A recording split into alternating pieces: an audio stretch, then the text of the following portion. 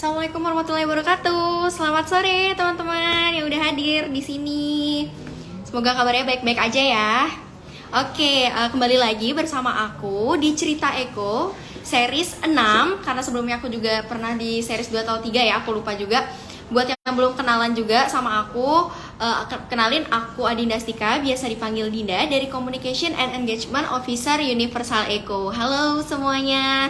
Oke, udah lumayan ya teman-teman udah hadir di sini. Terima kasih nih atas semangatnya dan menyimak bersama kita terkait pengelolaan limbah elektronik. Nah, aku yakin banget teman-teman yang di sini bakalan paham lebih lanjut mengenai bagaimana sih cara pengelolaan limbah elektronik, hingga sebenarnya apakah memang ada potensi dari limbah elektronik itu sendiri sesuai dengan judul kita, yaitu harta terpendam limbah elektronik, fakta atau hoax. Nanti akan dikupas lebih lanjut di Cerita Eko kali ini ya. Nah, alasannya kenapa sih kita memilih topik kali ini mengenai limbah elektronik, karena bisa dilihat terdapat permasalahan limbah elektronik yang kian meningkat semakin meningginya tahun gitu kan. Dan juga ada dampak-dampak yang sudah dirasakan langsung di Indonesia sendiri, terutama di Jakarta Timur, yaitu di daerah Munggul, penduduk mengalami gatal-gatal setelah mengonsumsi untuk air bersih dari air sumur. Nah, itu karena pengelolaan limbah elektronik yang tidak bertanggung jawab. Nah, intinya banyak banget sisi lain dari limbah elektronik yang kita tidak ketahuin pokoknya teman-teman. Jadi disimak lagi lebih lanjut. Oke, aku lihat udah mulai rame juga nih, aku wave nyapa-nyapa. Pasti pada nggak sabar kan? Oke, daripada kita basa-basi lagi, kita langsung saja masuk ke sesi diskusi untuk menyapa kedua narasumber kita. Aku invite dulu ya teman-teman. Oke, main sama Kak Via. Halo Kak, selamat sore. Halo, Wah, ini dua pembicara keren kita. Halo, selamat sore. Wah, ini aku baru pertama kali ngobrol nih sama Kak Dede. Nih Kurnia teman-teman, aja ada panggilnya, Kak, Kurnia. oh ya, Ya. Kak Kurnia ya, oke. Satunya Kak Kurnia, satunya Kak Via gitu. Mungkin bisa kenalan dulu sama teman-teman yang ada di sini Kak. Mungkin dari Kak Kurnia dulu. Assalamualaikum warahmatullahi wabarakatuh. Halo semua, saya Dedek Kurnia, eh, mahasiswa di di suatu universitas dan anggota tim riset dari Remind ID. Salam kenal semua. Halo, salam kenal Kak. Oke, halo Kak Kurnia, selamat sore, salam kenal juga Kak.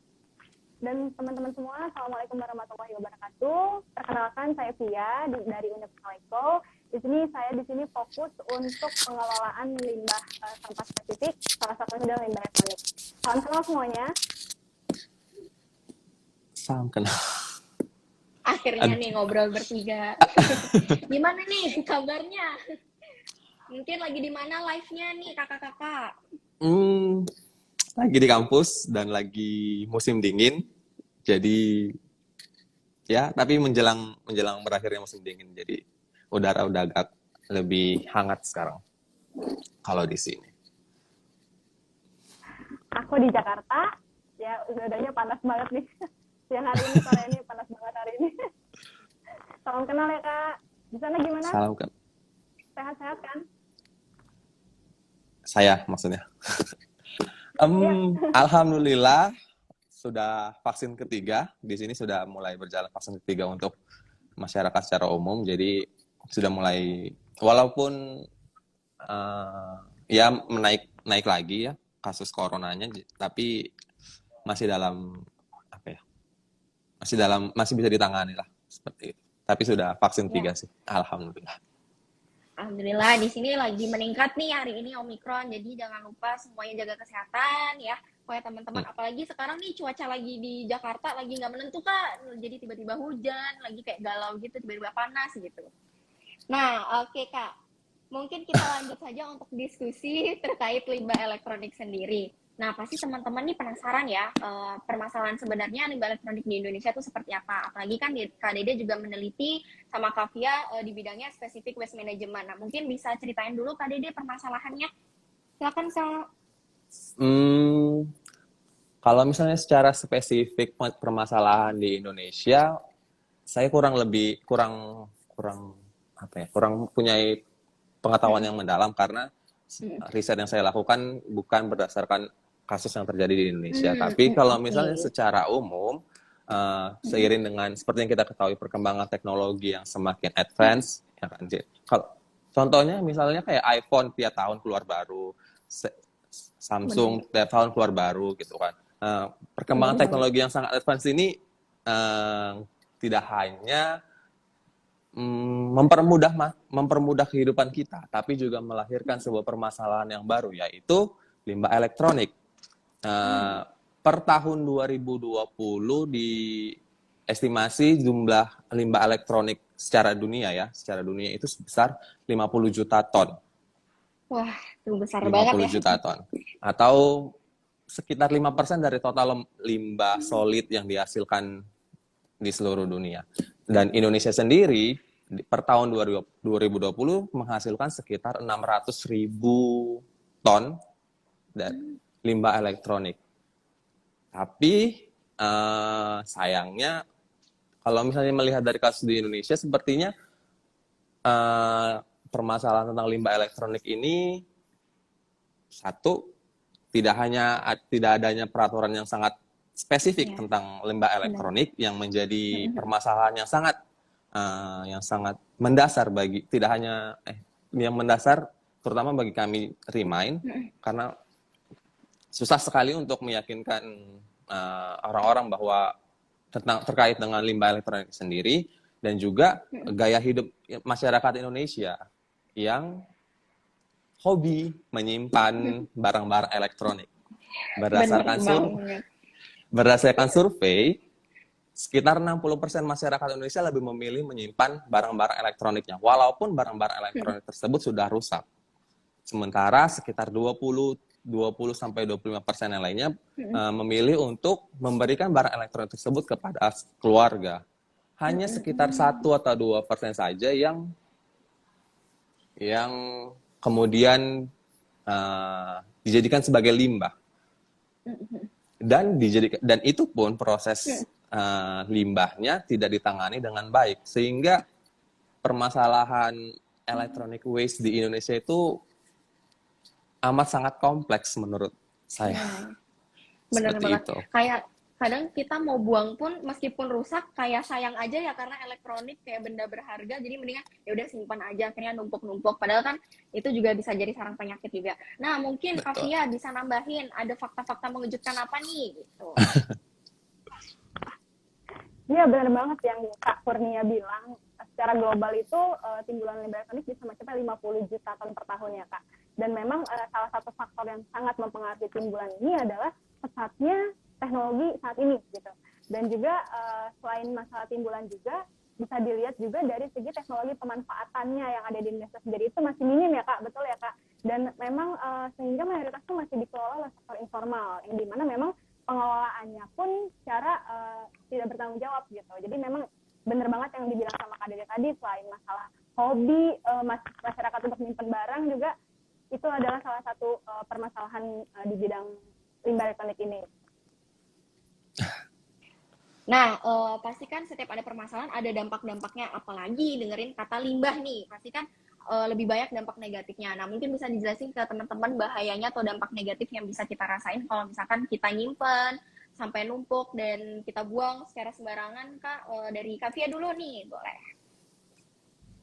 Oke, kalau masalah dampak, kita bisa lihat dari segi kandungan limbah elektronik itu sendiri ya. Mungkin Kak Kurnia tuh lebih jago lah, Kak, lebih tahu nih sebenarnya apa aja sih kandungan dalam limbah elektronik ya. Cuman aku mau jelasin secara singkat aja.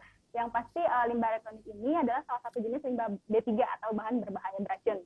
Yang dimana memang salah satu kandungan di dalam limbah elektronik itu adalah timbal. Yang dimana timbal itu adalah bahan yang persisten, yang kalau misal ditumpuk itu akan berakumulasi ya. Dan memang kalau misalnya limbah elektronik ini berpengaruh terhadap kesehatan itu tidak bisa saat ini, kayak misalnya kita makan cabai langsung pedes gitu ya, tapi memang dia terakumulasi, jadi baru kita rasain 10 sampai 20 tahun ke depan, karena memang sifatnya tuh kronis gitu.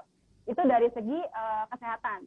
Dan juga kalau misalnya limbah elektronik ini dikelola secara tidak bertanggung jawab, itu bisa berdampak juga terhadap lingkungan, ya misalnya pencemaran udara, yang dimana udaranya juga kalau misalnya dihirup sama manusia juga bersifat karsinogenik gitu kan, yang bisa berpengaruh terhadap kesehatan manusia. Dan kalau misal yang lain juga, kalau misal limbah elektronik ini di smelting secara sembarangan juga bisa mencemari air dan udara. Itu kurang lebih dampak secara umum terkait limbah elektronik ini gitu. Dari aku gitu. Oke, mungkin orang-orang taunya limbah elektronik emang wujudnya padat, tapi secara nggak langsung sebenarnya bisa juga terlarut di dalam air yang bisa menyebabkan pencemaran air. Nah, mungkin Kak Dede bisa jelasin ke teman-teman di sini sebenarnya kenapa sih kok bisa gitu terlarut gitu dalam air dan terakumulasi. Oke, Kak, dampak ini. Jadi sebelum kita membahas tentang dampak dari limbah elektronik, jadi kita perlu mengidentifikasikan dulu limbah elektronik itu sebenarnya apa sih, gitu kan? Jadi secara umum bisa dikategorikan ada 6 jenis limbah elektronik. Yang pertama, limbah elektronik yang terkait dengan temperatur atau suhu seperti AC, freezer, kulkas seperti itu. Ada juga limbah elektronik yang berkaitan dengan screen dan monitor seperti TV, laptop, tablet. Terus ada limbah elektronik yang berupa dari lampu. Ada limbah elektronik yang berupa barang-barang yang besar seperti mesin cuci, kulkas, mesin fotokopi, printer, dan sebagainya. Atau limbah elektronik yang berasal dari barang-barang yang kecil seperti handphone, handphone atau microwave atau radio atau yang volumenya jauh lebih kecil.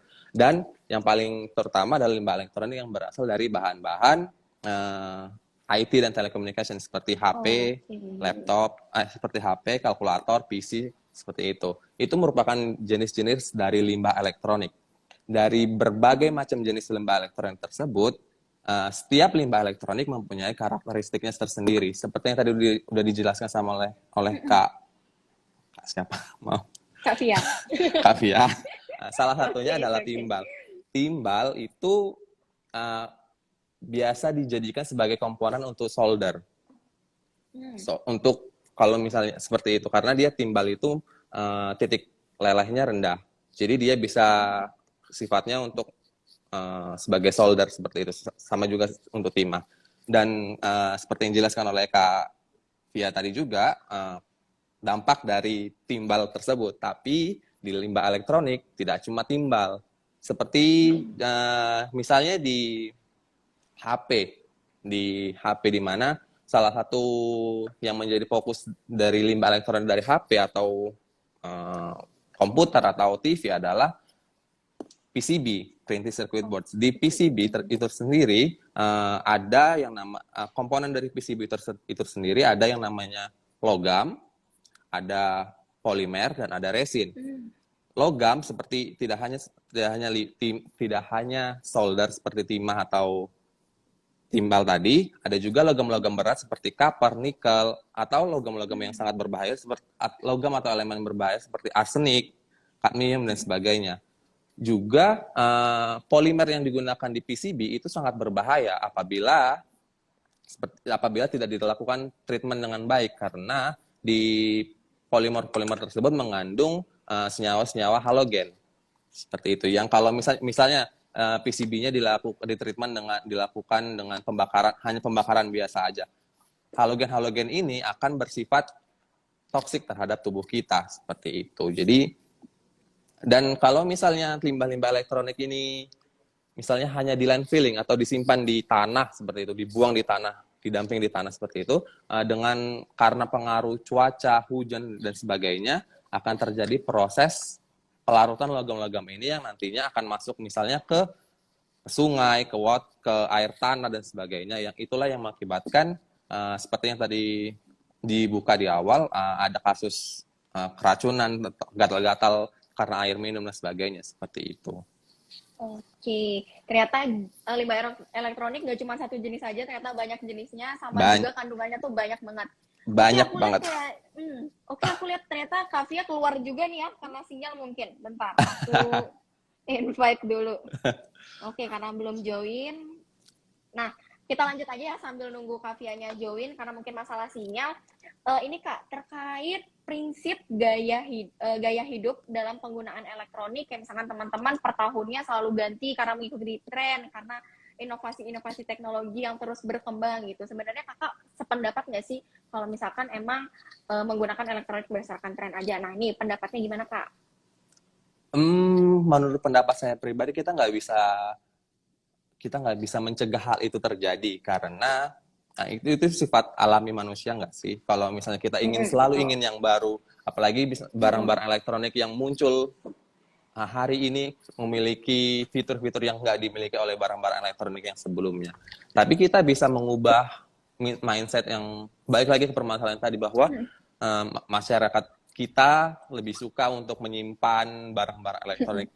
Untuk itu kalau misalnya memang kita ingin mengikuti gaya hidup yang mengikuti perkembangan teknologi seperti itu, kita juga harus mengikutinya dan menyelaraskannya dengan prinsip bahwa kita membeli, kita juga harus Bertanggung jawab gitu ya Kak ya? bertanggung jawab terhadap apa yang kita beli seperti itu. Oke, ini Kak Fia juga udah baru join. Tadi aku sempat ngobrol nih sama kakaknya tentang pandangan hidup penggunaan elektronik berdasarkan gaya hidup. Nah, aku juga mau informasiin yang sekarang yang lagi booming tuh kan lagi ada fear of missing out ya, karena kayak rasa ketertakutan gitu atas ketertinggalan zaman. Jadinya orang-orang berlomba untuk menjadi yang lebih baik gitu dari segi pemakaian elektronik sendiri. Nah, mungkin Kak Fia juga ada yang mau ditambahin gitu pendapat terkait pandangan hidup yang seperti ini, Kak? Sebelumnya aku mohon maaf tadi ada gangguan sinyal ya Kak. Ya, kalau dari aku, kalau misalnya terkait FOMO itu, kalau misalnya kita melulu ngikutin perkembangan zaman tuh aku nggak ada habisnya. Kayak misal nih, yang tadinya handphone belum ada touchscreen, sekarang ada touchscreen. Yang tadinya handphone itu ada kamera belakang, sekarang kamera depan bisa buat selfie gitu kan ya. Jadi kalau kita sebenarnya ngikutin perkembangan zaman, dan itu nggak akan ada habisnya. Karena memang teknologi itu akan semakin canggih. Kalau dari aku, gimana menyikapinya adalah gimana caranya kita bisa menyeimbangkan teknologi yang ada dan kita bisa gunakan semaksimal mungkin sesuai dengan kebutuhan kita. Kayak contoh misal kita pengen buka usaha di bidang food vlogger gitu, berarti kan otomatis banyak foto-foto makanan, dan misalnya kita belum sanggup nih beli kamera, berarti yaudah kita beli handphone dengan kamera yang bagus misalnya. Jadi memang disesuaikan dengan kebutuhan kita. Jadi gimana caranya kita bisa memaksimalkan teknologi yang ada sesuai dengan kebutuhan kita aja, bukan dari keinginan atau gaya hidup. Itu sih kalau dari aku. Kita ngomongin gaya hidup, tapi nih gaya hidupnya Kak Kurniawan sama Kak Fia sendiri gimana nih? Apa suka gonta-ganti juga Kak?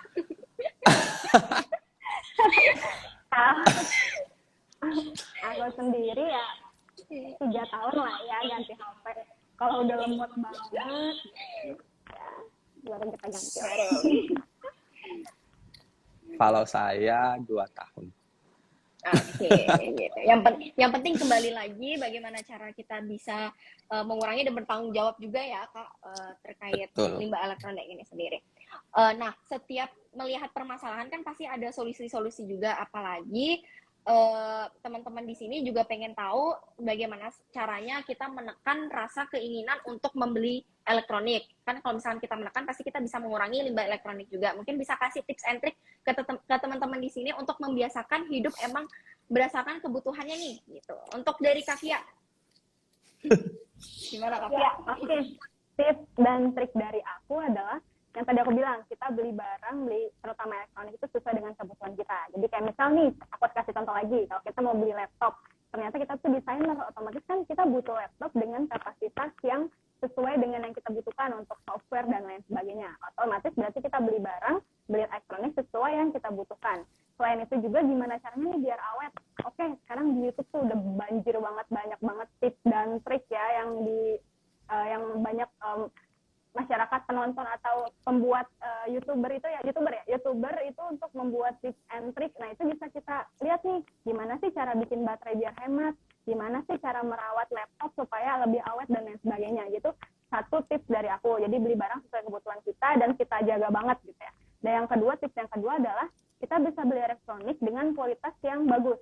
Dalam hal ini nggak apa-apa dengan harga yang lebih tinggi sedikit, tapi dengan masa pakai yang bisa lebih lama dibanding kita beli yang murah, tapi bisa cepat rusak gitu. Jadi pergantiannya kan lebih cepat lah, pergantian elektroniknya. Jadi kalau dari aku 2 saran itu atau 2 tips itu bisa diterapin sama teman-teman semua. Oke, itu tips ala Kavia. Sekarang tips ala Kak Kurniawan. Aduh, kalau misalnya tips dari saya, pertama, kita bisa menjual perangkat-perangkat elektronik kita yang udah nggak terpakai. Perangkat-perangkat elektronik kita yang udah lama atau yang nggak terpakai. Terus kita bisa donasi perangkat-perangkat elektronik kita. Betul. Atau kita bisa mendaur ulang. Kalau misalnya memang kita belum bisa sampai di tahap mendaur ulang, kita bisa membantu seperti Universal dan Remind orang-orang yang sedang berusaha untuk mendaur ulang gitu. Dan selanjutnya setuju dengan Kavia tadi, kita menjaga keawetan barang elektronik yang kita pakai. Dan juga kita perlu sih berpikir 2 kali, 3 kali sebelum membeli barang elektronik berdasarkan ya seperti penjelasan Kavia tadi gitu. Terus salah satu tips sederhana yang bisa dilakukan adalah kita menyimpan data secara online, karena ya benar banget. Untuk membeli seperti memory card atau flash disk sebagainya itu kan juga menghasilkan sampah elektronik yang baru pada akhirnya nantinya kan. Jadi kita bisa memanfaatkan layanan penyimpanan data online seperti itu. Atau kita bisa menyewa saja barang-barang elektronik. Kalau misalnya tidak sedemikian urgent, kita bisa menyewa barang-barang elektronik. Oh iya, aku pernah dengar deh kata nyewa-nyewa. Jadi kita bisa nyoba ya, gimana rasanya megang merek-merek tertentu tanpa membeli gitu. Benar juga tuh yang bagus nih dari keduanya nih. Semoga nanti teman-teman yang dengerin cerita Eko kali ini bisa menerapkan tips-tips dari kedua speaker kita yang kece banget nih pokoknya. Oke, kita tadi membahas mengenai cara pengurangan ya, kalau secara nggak langsung. Kalau misalkan setelah pasca pemakaian sendiri kan pasti lebih ke limbahnya, gimana tanggung jawab kita yang bisa kita terapin untuk masyarakat dan juga pelaku usaha. Kak Dede, gimana Kak? Apa nih yang bisa kita lakuin? Hal paling sederhana yang bisa kita lakukan menurut saya adalah kita identifikasi jenis sampah elektronik yang kita punya itu apa, seperti itu. Misalnya kita punya sampah kita punya HP bekas seperti ini adalah sampah elektroniknya adalah HP seperti itu. Dan itu hal paling sederhana yang bisa kita lakukan seperti itu. Terus kalau misalkan dari Kavia mungkin ada yang mau ditambahin? Dari aku benar kata Kak Kurnia. Jadi kita yang paling dasar itu kita melakukan pemilahan ya Kak, pemilahan di sumber yang gimana caranya biar kita milahin sampah elektronik ini dengan sampah rumah tangga yang lain gitu kalau sebagai masyarakat. Kalau sebagai industri berarti gimana caranya memisahkan limbah elektronik ini dengan limbah-limbah lain yang dihasilkan dari proses produksi gitu. Jadi itu yang paling dasar. Dan yang kedua, kalau misalnya dari kita sebagai masyarakat, kita bisa nih menyerahkan limbah-limbah elektronik ini kepada pihak-pihak yang memiliki fasilitas pengumpulan gitu ya.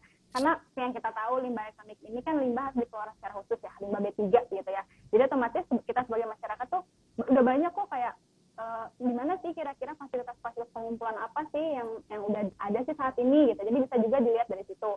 Kalau misalnya dari segi penghasil, setelah dipilah juga bisa diserahkan atau bekerja sama dengan pihak ketiga berizin untuk mengelola sampah tersebut. Gitu sih. Jadi itu adalah tips-tips atau hal-hal yang bisa kita lakukan sebagai tanggung jawab kita selaku yang menghasilkan limbah. Penting juga sih kita melakukan sosialisasi ke masyarakat awam terkait sampah elektronik ini sendiri. Faktanya istilah electronic waste sekalipun itu nggak familiar untuk masyarakat awam. Jadi, palingan taunya limbah plastik gitu-gitu ya Kak ya, tapi elektronik ternyata juga termasuk limbah nih gitu. Harus menjadi sebuah concern juga seperti itu. Apalagi sekarang kita udah berada di kemajuan teknologi yang tinggi yang bisa akses internet dan sebagainya, pasti apapun informasi yang kita pengen tahu itu sebenarnya udah ada gitu. Sekarang gimana caranya kita biar bisa lebih aware lagi aja atas kesadarannya gitu, lebih mencobalah apalagi di saat-saat yang seperti ini. Oke, kalau misalkan kita bahas tentang peraturan sendiri, aku mau mungkin ngobrol sama Kak Fia. Ntar kalau misalkan Kak Kurniawan mau nanya ke Kak Fia juga nggak apa-apa, ntar kita sharing di sini ya. Karena basicnya Kak Fia juga spesifik waste management, pasti memahami mengenai peraturan-peraturan yang berlaku saat ini di Indonesia juga ya. Mungkin bisa jelasin ke teman-teman apakah memang sudah ada nih peraturan yang berlaku di Indonesia yang bisa untuk membantu pengelolaan limbah elektronik itu sendiri.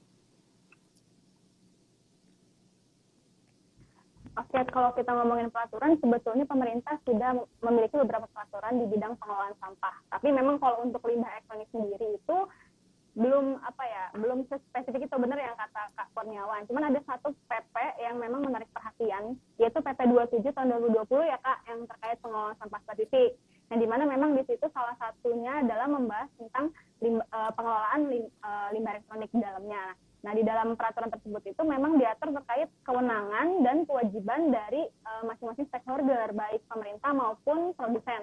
Kayak misal pemerintah menyediakan fasilitas penampungan gitu kan, dan juga dari segi produsen dianjurkan untuk melakukan pengurangan, misalnya mungkin dari modifikasi teknologinya supaya gimana caranya menghasilkan limbah yang sedikit mungkin gitu. Dan juga dari segi penarikan kembali untuk dikelola dari produk pasca konsumsi masyarakatnya. Jadi memang peraturan ini masih lebih ke apa aja sih kewenangan dan tanggung jawabnya, lebih ke apa aja pengertiannya ya. Kita berdoa aja semoga ada peraturan turunan ya Kak yang bisa lebih detail untuk membahas tentang pengelolaan limbah elektronik ini. Gitu. Oke, membahas peraturannya sendiri, apakah kita sebagai pengelola juga harus memiliki izin-izin tertentu atau bagaimana Kak Fia nih? Betul, kalau kita sebagai pengelola, entah pun itu sebagai penghasil nih, kalau untuk limbah B3 pun harus ada beberapa izin yang harus dipenuhi gitu ya. Kalau kita sebagai pengelola atau pihak ketiga bisa dibilang ya, Universal Eco tuh, kalau misalnya kita emang punya izin pengolahan, kalau kita emang melakukan pengolahan, kita harus memiliki izin pengolahan. Kalau memang kita punya kendaraan pengangkut untuk limbah B3, berarti kita harus memiliki izin pengangkutan limbah B3. Dan kalau memang kita punya gudang untuk tempat pengumpulan limbah B3, otomatis kita juga harus punya izin pengumpulan limbah B3. Jadi memang lebih ke limbah B3 ini lebih ketat lah dibanding limbah non B3 untuk peraturan-peraturannya. Betul ya Kak? Jadi lebih ke situ sih kalau untuk izin-izin yang harus kita penuhi sebagai pihak ketiga pengolah limbah B3. Oke, kita udah ngobrol masalah permasalahan dampak gitu, tapi kita belum tahu nih, dari tadi kita bincang-bincang apa sih yang sebenarnya ditawarin dari Remind sendiri sama Universal Eco. Mungkin dari Kak Kurniawan mau jelasin Remind menawarkan solusi apa gitu.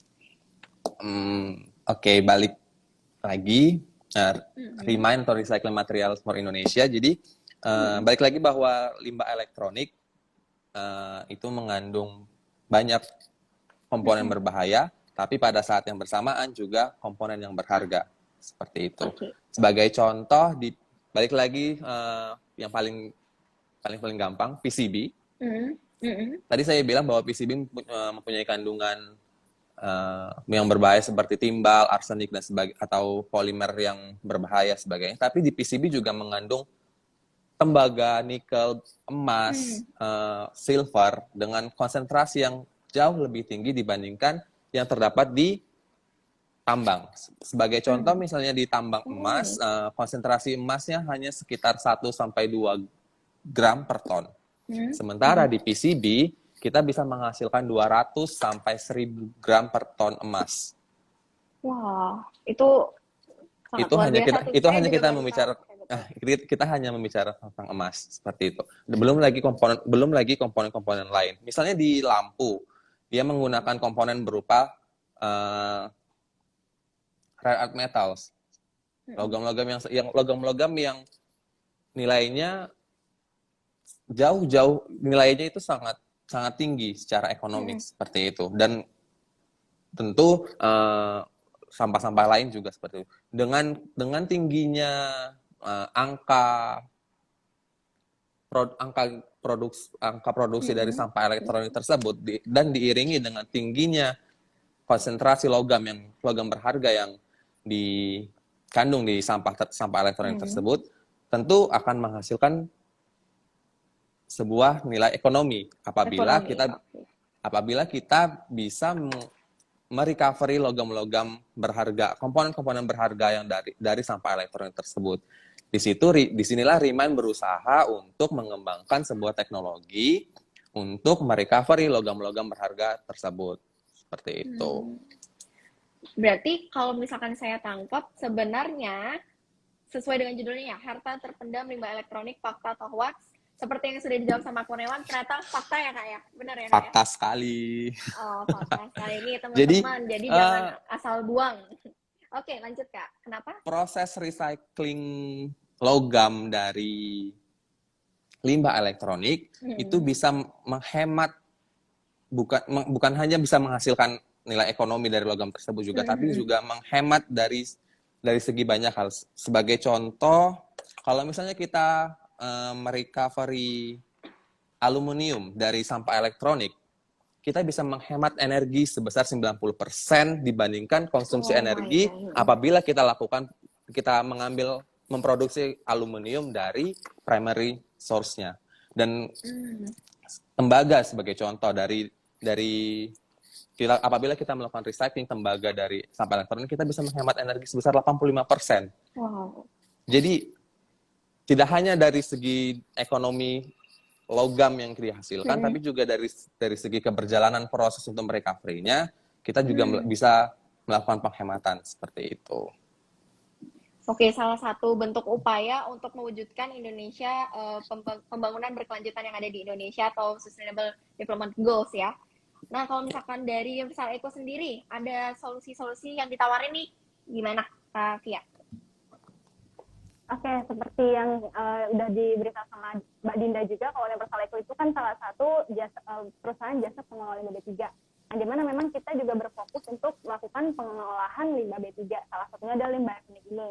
Jadi kalau misalnya solusi yang kita tawarkan dari segi industri yang sudah kita jalani juga, biasanya tuh nanti penghasil-penghasil atau produsen itu bisa menghubungi Universal Eco nih, dan menghubungi nanti akan dari tim kami akan memberikan kepada tim marketing terkait untuk diproses lebih lanjut gitu ya, itu dari segi industri.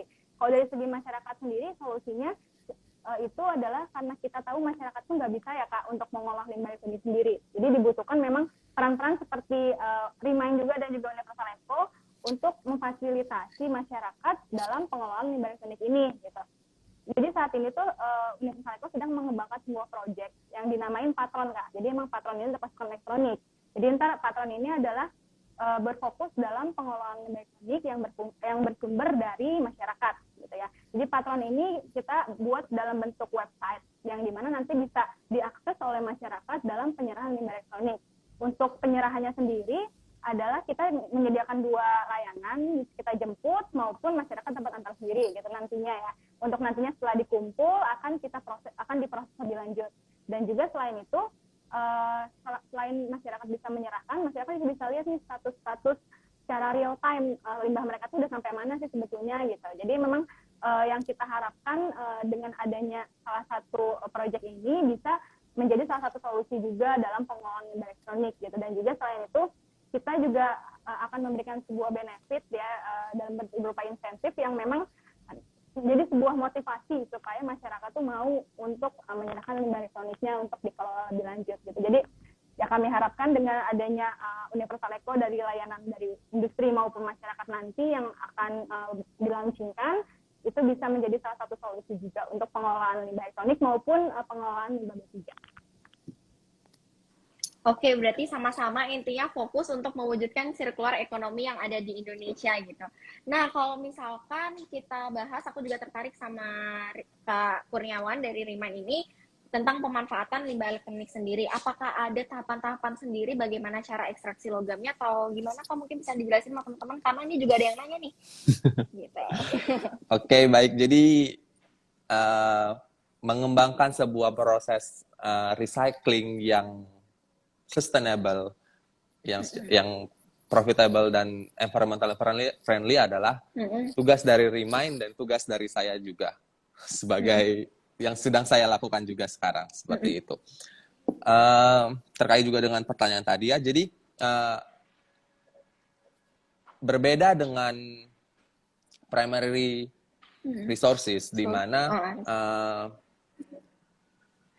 komponennya berupa batuan seperti itu. Kalau misalnya di electronic waste, komponen logam-logamnya tidak hanya di electronic waste tidak hanya berupa logam, tapi juga komponen-komponen lain. Sebagai contoh tadi PCB ada komponen lain berupa resin dan berupa polimer seperti itu. Jadi bagaimana caranya logam ini diekstraksi tanpa menghasilkan side product tanpa menghasilkan produk-produk berbahaya seperti itu. Jadi It's okay. Secara umum proses recycling yang bisa dilakukan itu melibatkan dua proses. Yang pertama thermal proses pada suhu tinggi. Yang kedua melibatkan proses pelarutan. Hal ini juga dilakukan apabila kita melakukan ekstraksi logam dari primary resources. Tapi balik lagi tantangannya berbeda. Apa yang dihadapi berbeda seperti itu. Kalau misalnya di thermal proses itu secara simpel adalah kita membakar atau smelting seperti itu. Itu bahasa sederhananya. Jadi si electronic waste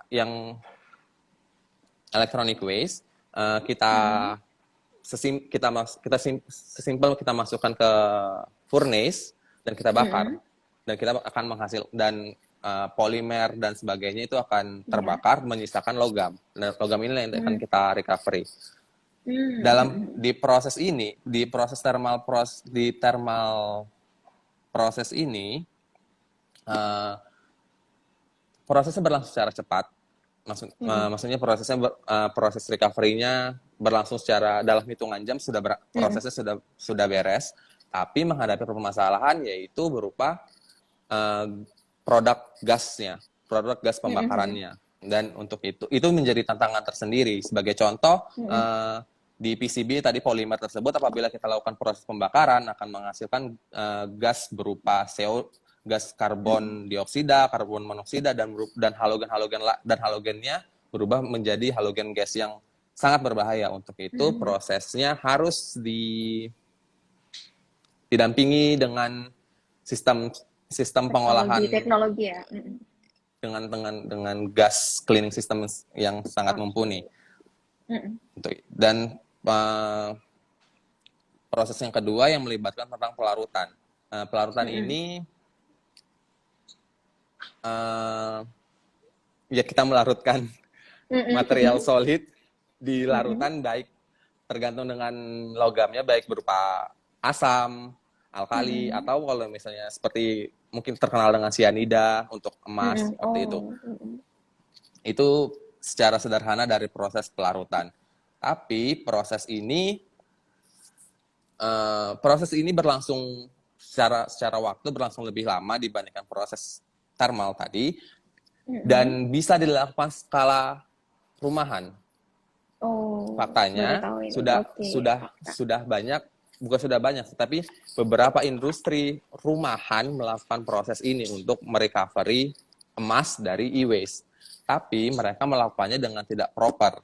Tidak proper maksudnya mereka hanya melarutkan misalnya PCB. Mereka hanya melarutkan PCB di larutan asam dengan konsentrasi tinggi. Selama proses pelarutan berlangsung, itu terjadi reaksi pelepasan gas dan sebagainya yang tentu akan sangat berbahaya bagi si pekerja yang melakukan proses pelarutan tersebut. Selain itu juga asam yang tadi digunakan harus ditreatment dengan baik. Dan tidak boleh langsung dilepas ke lingkungan karena akan menimbulkan permasalahan yang baru. Seperti itu. Untuk itulah jadi kita sifatnya korosif ya Kak ya, itu ya, asam dan sebagainya. Asam bersifat korosif dan bisa menghasilkan gas-gas juga yang berbahaya untuk kita. Betul. Seperti itu. Jadi dan sebenarnya salah satu tantangan hal yang paling menantang dari proses recycling e-waste adalah bagaimana kita menyeleksi e-waste tersebut. Seperti itu. Balik lagi bahwa e-waste mempunyai e-waste itu banyak jenisnya dan setiap e-waste mempunyai kandungan logam yang ingin kita ambil seperti itu. Sebagai contoh PCB, kita ingin merecovery emasnya. Tentu dan kalau misalnya di lampu gitu kan, kita ingin merecovery senyawa lain. Perbedaan ini tentu akan untuk merecovery dua komponen-komponen yang ini tentu memerlukan alur produksi yang berbeda seperti itu. Jadi paling penting dari proses recycling e-waste adalah bagaimana kita bisa menyeleksi jenis-jenis e-waste tersebut. Benar. Jadi kuncinya juga selain mengurangi, menyeleksi, baru melakukan pengolahan lanjutan. Benar kan? Iya, betul.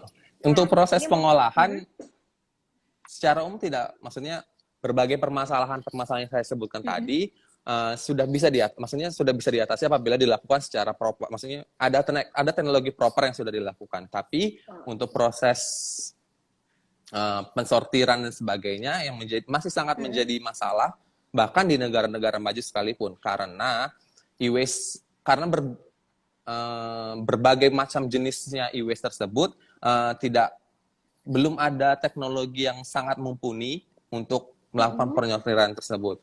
Teknologi sortir yang banyak dilakukan adalah dengan menggunakan tenaga manusia, sortir manual. Dan tentu hal itu akan menimbulkan permasalahan baru juga untuk pekerja manualnya karena mereka yang berhadapan langsung dengan sampah-sampah elektronik tersebut gitu.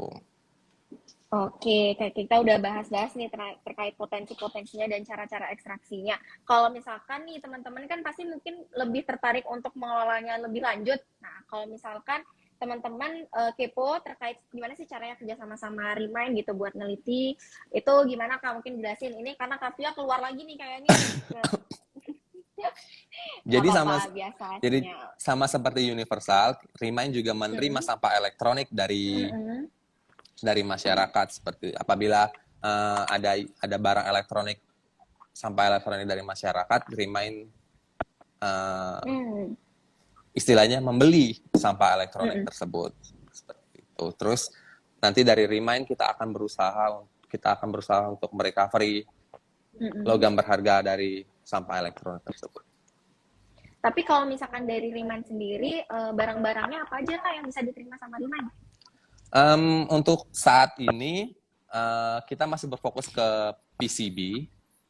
Jadi untuk barang-barang elektronik yang bekerja menggunakan PCB seperti HP, laptop, PC, kita menerima sampah-sampah tersebut. Nah itu, ini teman-teman jangan lagi ada alasan buat nggak mau lagi ya ngelola limbahnya gitu. Karena udah ada fasilitas yang diberikan dari Remind dan juga Universal Eco. Nah, kalau misalkan dari Universal Eco sendiri, gimana Kak Via cara kerjasamanya buat teman-teman?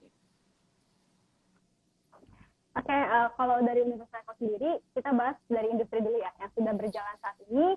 Kita melayani pengolahan limbah B3 umumnya, gitu, salah satunya limbah elektronik. Jadi nanti penghasil atau produsen itu bisa berkomunikasi dengan tim marketing terkait misal jenisnya mau apa sih yang mau diserahkan dengan jumlah yang berapa banyak sih.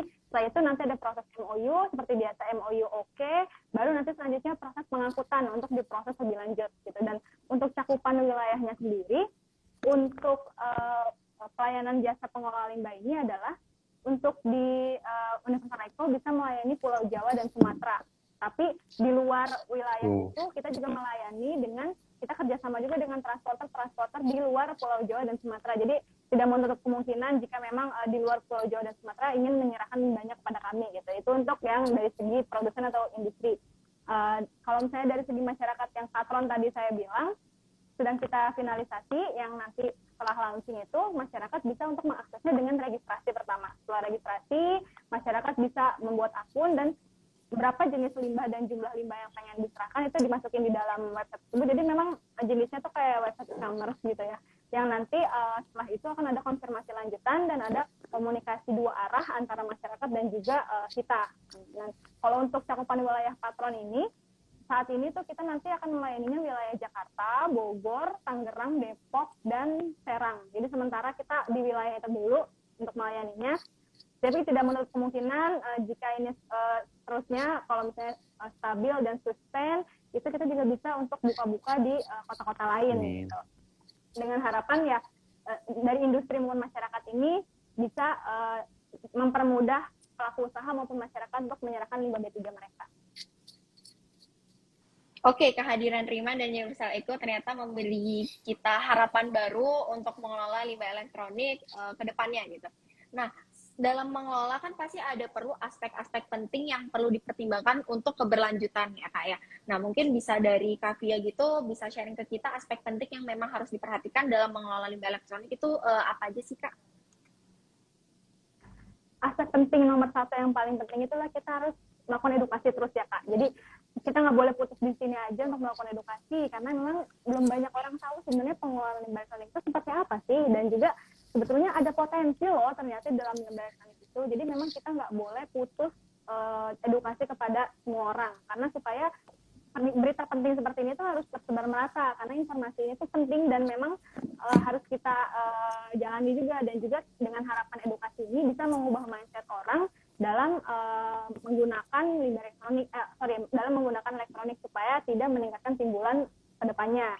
Selain masalah edukasi juga aspek penting lain adalah jika memang ada pihak-pihak yang sudah menyediakan fasilitas pengumpulan, salah satu contohnya yang dari kementerian ya, dari pemerintah kan ada Dropbox gitu ya. Nah itu bisa juga untuk salah satu caranya adalah menebarkan tempat-tempat pengumpulan nih gitu, dan juga selain pihak pemerintah, pihak-pihak swasta yang memang fokus di bidang ini juga bisa untuk melebarkan sayapnya untuk menyediakan tempat-tempat pengumpulan di wilayah-wilayah lain supaya tersebar merata, supaya masyarakat juga mudah dalam melakukan penyerahan limbah elektronik. Dan yang ketiga terkait pengembangan teknologi, aku tuh apresiasi banget nih sama Remind karena mau mengembangkan teknologi nih untuk pemanfaatannya. Jadi memang itu juga dibutuhkan oleh Indonesia dalam pengelolaan limbah elektronik ya Kak. Jadi 3 aspek penting yang memang harus berlanjut sampai nanti. Oke, kalau misalkan Kak Dede Kurniawan, Kak Dede nih, sorry. Bebas aja. Oke, gimana Kak? Sama sih, kita berusaha untuk melakukan edukasi sebanyak-banyaknya terkait dengan, betul. tapi kita memang sangat spesifik di limbah elektronik. Jadi kita berusaha untuk menggaungkan ke masyarakat bahwa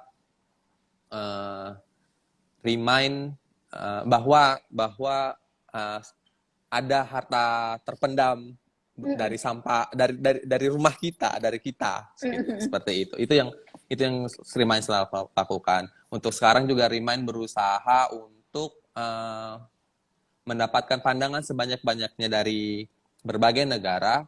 Remind secara konsisten mengikuti berbagai macam forum internasional terkait dengan waste management, bisa dilihat di postingan Remind, untuk mendapatkan insight terkait dengan bagaimana sih proses recycling, bagaimana sih cara negara-negara maju untuk men-treat sampah elektronik mereka seperti itu. Itu sih yang secara konsisten Remind lakukan. Kita juga berusaha untuk menghasilkan produk yang bisa dijual sebagai produk komersial, baik untuk saat ini target kita adalah emas dari sampah elektronik, sehingga hal itu apabila kita berhasil memberikan bukti nyata bahwa sampah elektronik adalah harta yang terpendam dengan ini loh logam, ini loh produknya, emasnya, seperti itu, mungkin akan menjadi lebih mudah untuk melakukan sosialisasi kepada masyarakat seperti itu. Oke, aku harap juga aspek penting ini bisa diperhatikan lagi sama teman-teman dan bisa kita terapkan juga melalui edukasi. Nggak cuma edukasi di cerita Eko, tapi kita juga bisa saling sharing nih ke teman-teman lainnya, entah ke sanak saudara gitu. Bukan cuma untuk diri sendiri lah istilahnya ya, wawasan itu. Nah, kita udah mulai di penghujung acara. Sebelum kita tutup, kita nggak kerasa banget nih, ternyata udah lebih juga dari 45 menit. Aku pengen tahu nih makna-makna yang diambil dari Kak Kurniawan sama Kak Fia terkait pengelolaan limbah elektronik itu maknanya apa, sekaligus closing statement mungkin ya Kak ya, boleh? Oke. Dari saya dulu ya. Boleh Kak Em, Kurniawan. saya sudah 3 tahun di 3 tahun terlibat secara aktif di proses recycling electronic waste, dan saya melihat betapa besarnya perbedaan antara sebagai contoh di Korea dan di Indonesia terkait dengan isu e-waste ini sendiri. Kalau misalnya dari segi riset, sebagai contoh dari segi riset bahwa proses riset untuk recycling e-waste sudah dilakukan di Korea sejak beberapa dekade yang lalu, sementara di Indonesia isu recycling baru terdengar baru terdengar saat ini. Jadi but nggak ada kata terlambat sih ya. Jadi yes, betul. Selagi ada kemauan gitu kan. Selagi ada kemauan, jadi kita ini remind dan universal sebagai orang-orang yang mungkin sudah lebih dulu terintroduce terhadap isu-isu ini untuk terus berusaha mensosialisasikan, menggaungkan, membiasakan masyarakat terhadap isu recycling waste dan terutama e-waste ini, seperti itu. Oke, mungkin dilanjut Kak Fia. Ya, kakak dari segi pemanfaatan, aku dari segi personal lah ya gitu. Kalau untuk makna aku secara personal itu, jadi kalau aku mau beli barang terutama elektronik itu jadi lebih aware, jadi lebih yang ini dari segi spesifikasi oke nggak sih, terus dari segi harga gitu ya, worth it nggak sih sebenarnya gitu kan. Jadi kayak dilihat gimana, karena aku juga kalau beli elektronik itu biasanya ditarget gitu kayak ini tuh harus awet sampai berapa tahun gitu, dan biasanya aku juga kalau beli elektronik tuh nggak yang saat itu pengen saat itu beli, biasanya sampai sebulan gitu kayak yang nyari-nyari ini nggak ya, oke nggak ya gitu. Jadi emang lebih ke butuh nggak sih sebenarnya. Dan juga makna yang kedua untuk diri aku sendiri tuh aku jadi lebih menghargai sesuatu aja, jadi lebih yang kayak ini tuh barang elektronik harus kita jaga karena supaya lebih awet dan lain sebagainya. Salah satunya dengan cara yang tadi, dengan cara kita di YouTube atau lihat tata cara gimana sih cara rawat baterai supaya awet dan lain sebagainya. Itu untuk diri aku sendiri ya. Tapi kalau misalnya kita lihat dari segi manfaat pengelolaan, itu benar yang kata Kak Dede juga ngomong, dan dengan adanya pengelolaan yang dilakukan itu bisa untuk mengurangi timbulan ya Kak. Kalau misalnya nih satu orang aja mengurangi, kali dengan jumlah penduduk yang ada di Indonesia aja udah berapa, itu jadi terakumulasi gitu ya Kak. Jadi makin berkurang lah timbulan limbah elektronik di Indonesia. Dan juga kalau misalnya dari segi pengelolaannya memang sudah bertanggung jawab, kita juga berkontribusi untuk mengurangi pencemaran dari segi limbah elektronik ini gitu ya Kak ya. Dan kalau misalnya dari aku yaitu teman-teman semua bisa mengurangi limbah elektronik dengan cara tidak membeli barang yang karena keinginan aja gitu. Dan kalau misalnya emang limbah ini terlanjur ada, berarti kita harus kelola secara bertanggung jawab, entah itu dengan bekerja sama dengan pihak lain atau kalau emang kita sebagai ini biasanya emang bekerja sama dengan pihak yang bertanggung jawab ya Kak. Jadi itu sih kalau dari aku ya. Semoga kita semua bisa melaksanakan itu dan bisa menjadi salah satu solusi juga. Amin, semoga bisa menjadi solusi. Nah, setelah kita berdiskusi bersama, ternyata banyak banget hal-hal di luar pemikiran kita, wawasan kita mengenai elektronik itu sendiri, limbah-limbahnya, terkait dari potensi hingga dampak dan permasalahan saat ini terjadi gitu. Nah, pas banget closing statement yang luar biasa nih ya, dari kedua pemateri yang keren juga, closing statementnya juga keren. Nanti semoga acara ini bisa memberikan pemahaman-pemahaman baru yang bisa nanti diaplikasikan teman-teman yang ada di sini dan juga digaungkan ke teman-teman yang lainnya nih gitu. Terima kasih ya Kak ya, Kak Kurniawan sama Kak Fia. Ya, selamat. Terima kasih semuanya. Terima kasih juga Universal. Sama opa-opa di Korea ya Kak. Waalaikumsalam warahmatullahi. Semoga nanti Kak Kurniawan bisa lancar penelitiannya, sama Kak Fia nanti ya patronnya bisa lancar juga ya. Amin. Sangat amin, sangat amin. Jangan lupa sehat-sehat selalu intinya lah kalau misalkan di kondisinya seperti ini. Nanti nggak lancar penelitiannya kan. Oke, aku izin buat nutup. Kalau misalkan ternyata kakak-kakak mau meninggalkan live Instagram ini juga nggak apa-apa. Aku izin nutup ya. Terima kasih. Terima kasih. Wassalamualaikum warahmatullahi wabarakatuh. Bye. Waalaikumsalam. Bye. teman-teman, berakhir sudah juga cerita Eko series 6 kali ini.